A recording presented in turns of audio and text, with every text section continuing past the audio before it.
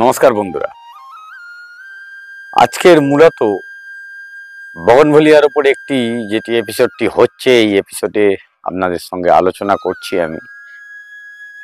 এই যে বগনভেলিয়া গাছ ফুল অবিরাম হয়ে চলেছে, কিছু গাছের টেন্ডেন্সি মোটামুটি কম বেশি সারা বছরই টুকটাক ফুল ফুটতে থাকে। আর তার মধ্যে একটি গাছ আমাদের এই শুভ্রা, যাতে কম বেশি ফুল কিন্তু ফোটে।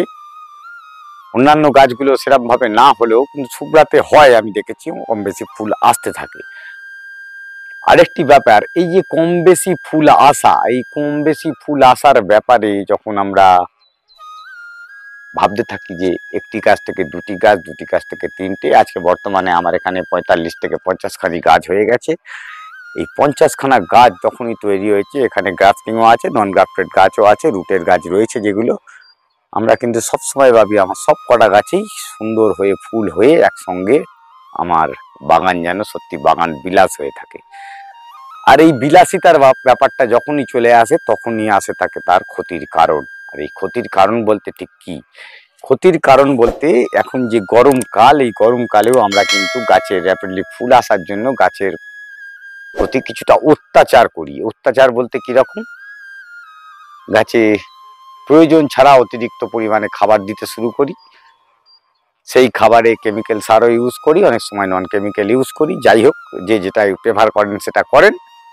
কিন্তু এই গরমের সময়, এতদিন শীতকাল ছিল, যে যার মতন খাবার ইউজ করেছেন, গাছ গাছের মতন করে নিয়েছে। কেন? তার কারণ একটিই ছিল, গাছের মাটিতে পর্যাপ্ত পরিমাণ জল আপনি যেটি দিতেন সেটি কিন্তু যতখানি গাছ নিত বাকিটা এভাপোরেট, অত বেশি এভাপোরেশন ছিল না, যার জন্য মাটি কিন্তু ড্রাই আউট হয়ে যেত না। বর্তমানে মার্চ এপ্রিল মাস, এই মার্চ এপ্রিল মাসে গাছের গোড়াতে আমরা যদি কন্টিনিউয়াস সার দিতে থাকি, তাহলে কি হবে, গাছের গোড়া কিন্তু ধীরে ধীরে হিট করতে শুরু করবে। এমনি তো গরমের প্রকোপ, তারপরে পর্যাপ্ত পরিমাণ জল দিয়ে উঠতে পারছি না আমরা, বা জল দিচ্ছি সেই জল কিন্তু কিছুক্ষণের মধ্যেই কিন্তু বাষ্পায়িত হয়ে গাছের মাটি আবার শুকনো করে দিচ্ছে। রুট কিন্তু অ্যাকচুয়ালি ড্যামেজ হওয়ার প্রবণতা আসছে, রুট শুকিয়ে যাচ্ছে, অথবা সে জল ধারণ ক্ষমতা ঠিক মতো না থাকার জন্য প্রবলেম হচ্ছে।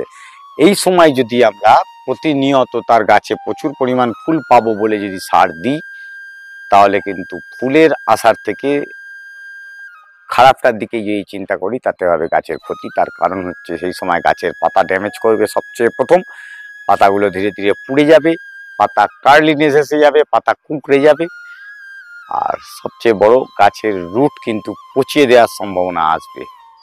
অতিরিক্ত সার যখন গাছের গোড়ায় আসবে, গাছের গোড়াতে রুট যতখানি না তৈরি হবে, তার থেকে বেশি কিন্তু গাছের গোড়ায় এখানে যে সারটা দেয়া হচ্ছে, এই উপরিভাগের মাটি যেমন গরম পড়ছে, এখানের মাটি যেমন গরম হবে, রোদ্দুরের গাছের টপ পুরো কিন্তু গরম করে নিচের মাটিও কিন্তু গরম হয়ে থাকে, আর সেখানে কিন্তু গাছের রুটগুলো জ্বলে যাওয়ার চান্সেস থাকে, সেটি রোদ্দুরেতেই। আর রোদ ছাড়াও আপনি যদি সার দিতে থাকেন, তাতে আরও গাছের ভেতরের মাটিও কিন্তু গরম হয়ে গিয়ে অতিরিক্ত পরিমাণ খাবার পাওয়ার জন্য, গাছ যে পরিমাণ খাবার প্রয়োজন নেই সেই পরিমাণ খাবার তার মধ্যে চলে আসার জন্য গাছের মাটি কিন্তু নষ্ট হওয়ার বিষক্রিয়া শুরু হয়ে যেতে পারে।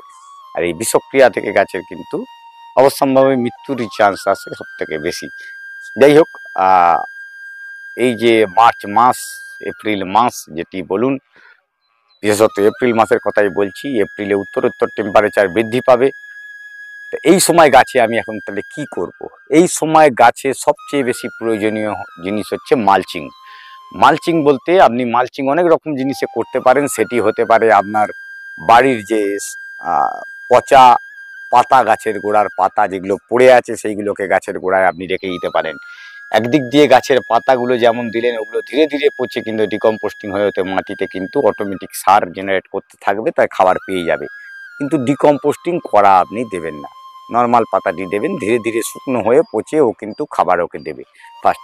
সেকেন্ড হচ্ছে, যারা মনে করবেন পাতা দেবো না, আমরা বলি ঘুঁটের জল গাছে দিতে। ঘুঁটের জল গাছে ঠান্ডা করে, ঘুঁটে যদি আপনি জলে ভিজিয়ে রেখে দেন, জলটি এটি হবে গাছের গোড়ায় দিতে পারেন। এছাড়াও যে ঘুঁটেটা পাবেন ভিজে যাওয়ার পরে, সেই ঘুঁটে কিন্তু গাছের গোড়ায় মালচিং করে রেখে দিতে পারেন। তার কারণ হচ্ছে, মাটির উপরিভাগ কিন্তু তাহলে আপনি যে জলটা দিচ্ছেন তার কিন্তু বাষ্পায়িত হওয়ার চান্সেস অনেক বেশি। কম হয়ে যাবে। এখানে বাষ্পায়ন না হওয়ার জন্য মাটি থেকে কিন্তু অতিরিক্ত জলটা বেরিয়ে না যাওয়ার জন্য গাছ কিন্তু পর্যাপ্ত পরিমাণ জল পাবে। এছাড়াও আপনারা যদি মনে করেন না এটি নয় আমি অন্য কিছু ইউজ করব, সেখানে কিন্তু আরেকটি জিনিস খুব ভালো কাজে লাগতে পারে। আমাদের যে বাড়িতে আবর্জনা, বর্তমান আবর্জনা যেটি আমরা থার্মোকল বলি, এই থার্মোকলের আবর্জনা যেটি পড়ে রয়েছে বাড়ির আশপাশে, সেই আবর্জনাও কিন্তু গাছের গোড়াতে কিন্তু আচ্ছাদন করতে পারেন, সেটিতেও কিন্তু খুব ভালো কাজ করবে। অথবা কাগজের কোনো সাদা প্লাস্টিক বা কাগজের যে এখন আপনার প্লেটগুলো আছে, ওই প্লেট দিয়েও আটকে দিতে পারেন, তাতে কিন্তু রোদ্দুর অনেকটা মাটির টবেতে কম হবে, কারণ মাটির টব কিন্তু টেম্পারেচার অনেকটা কম থাকবে, তাতে করে আশা করি তাতে ভালো কাজ পেতে পারেন। ফুল হওয়া না হওয়া পুরো প্রকৃতির ব্যাপার। আমরা জোর করে চেষ্টা করলে তার ফুল হয়তো আসবে, জোর জবরদস্তি আজকে কেমিক্যাল যদি ইউজ করি তার ফুল এসে যাবে, কিন্তু কেমিক্যাল বগনভেলিয়ার জন্য কেমিক্যাল কিন্তু খুব মারাত্মক আকার ধারণ করে। প্রথম দিকে হয়তো আপনি প্রচুর পরিমাণে ফুল পেয়ে যেতে পারেন, কিন্তু গাছের লংজিভিটি কমে যাবে। এটি বারবার আমরা যত আমাদের সঙ্গে যারা গাছ করে তাদের সকল বিশেষজ্ঞ বলতে পারেন আপনারা, আপনাদের মতে যারা গাছ নিয়ে আলোচনা করছে তারা সকলেই বলছি যতখানি পারবেন কেমিক্যাল থেকে সরে গিয়ে জৈব খাবারের দিকে যাওয়া। আর জৈব খাবারও আমি দিতে বারণ করছি এই গরমের সময়, কিন্তু সেই জায়গাতে আমি একেবারে ঘুঁটেতে নেমে এসেছি। নর্মাল ঘুঁটে ইউজ করে আপনি আপনার গাছ ভালো রাখতে পারবেন না। আরও একটি জিনিস, ঘুঁটে থার্মোকল অনেক কিছু হলো, আরও একটা ব্যাপার, শুকনো আপনার বাড়ির আশেপাশে যে আবর্জনাতে ঘাস পাওয়া যায়, ঘাস, শুকনো ঘাস, গাছটি কেটে দেওয়ার পরে লম্বা যে ঘাসগুলো পাওয়া যায়, সেই ঘাসও কিন্তু আপনার ইউজ করে নিতে পারেন। সেই ইউজ করা ঘাস বা খড়ের কুচি, খড় যে গরু খায় সেই খড় কুচো কুচো করে নিয়ে গাছের গোড়াতে মালচিং করে দিন। মালচিংয়ের মেন একটাই কারণ, মালচিংয়ের কারণ হচ্ছে গাছ খাবার পাক না পাক, কিন্তু গাছের গোড়ার যে আপনি জল দিতে পারলেন না সময় মতন, কিন্তু মাটিটা অনেকটা ঠান্ডা রাখতে পারে। এখানে নর্মাল টেম্পারেচার থেকে 4 থেকে 5 ডিগ্রি টেম্পারেচার কম থাকবে, তাতে করে গাছের রুট জ্বলে না যায়, শেকড় যদি পচেই যায় বা জ্বলেই যায় তাহলে কিন্তু গাছ কখনো ভালো হতে পারে না। আর সেই কারণেই আমরা বারবার বলি যে গাছটিকে মালচিং করে রাখুন। এটা আমরা নয়, এটি নিয়ম।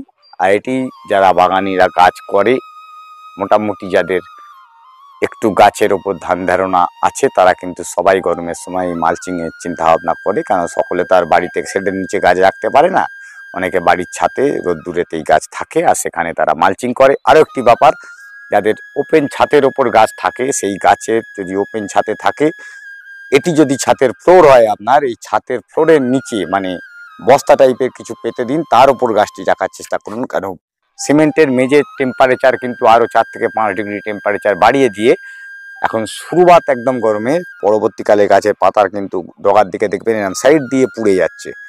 এই পোড়া রোধ করতে গেলে কিন্তু গাছের সেই নিচের টেম্পারেচার কিন্তু যথেষ্ট। এই টেম্পারেচার যখনই ওই উঠছে, ওই টেম্পারেচারে গাছ কিন্তু সহ্য করতে পারে না, অতিরিক্ত জল ক্ষরণ হয় ওই সময়, আর এই অতিরিক্ত জল চলে যাওয়ার জন্য গাছ ঝিমিয়ে যায়, পাতাগুলো পুড়ে যায়। আশা করি সেই টিপসগুলো আপনাদের কাজে লাগবে ভবিষ্যতে। আর ভবিষ্যৎ বলতে একদম নিয়ার ফিউচার, একদম আমি যেটি বলছি সেই জায়গাতে খুব কাজে লাগবে। আশা করি এই ভিডিও দিয়ে অনেকটা উপকৃত হতে পারেন যদি ভালো করে ভিডিওটি দেখে থাকেন। সম্পূর্ণ ভিডিওটি দেখার জন্য আবেদন রইল, সঙ্গে থাকবেন। দেখতে থাকুন অভিজিৎ হর্টিকালচার, ঠিক দুপুর 1টায়। নমস্কার।